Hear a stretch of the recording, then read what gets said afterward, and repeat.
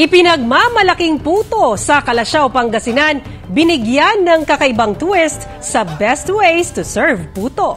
Tunghayan sa report ni Claire Lacanilaw ng GMA Regional TV 1 North Central, Luzon. Ang ipinagmamalaking puto sa Kalasyaw, Pangasinan, binigyan ng kakaibang twist na mga nakilahok sa isinagawang Best Ways to Serve Puto na bahagi ng Puto Festival 2023. Ipinamalas ng mga kalahok ang kanilang diskarte at galing sa paggawa ng mga nakakatakam na putahe gamit ang puto bilang pangunahing sangkap. Nariyan ang ham potato ala con puto, cold cuts con puto, puto pizza, at puto bomb.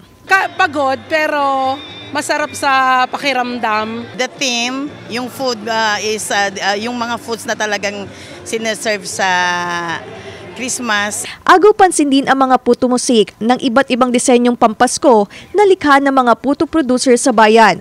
Kami ay natutuwa tuwing Puto Festival kasi naipopromote sa hindi lamang sa Pangasinan yung puto ng Pangasinan kundi buong Pilipinas. Nais ng lokal na pamahalaan na magbalik sigla ang industriya ng puto sa bayan sa pamamagitan ng selebrasyon ng Puto Festival.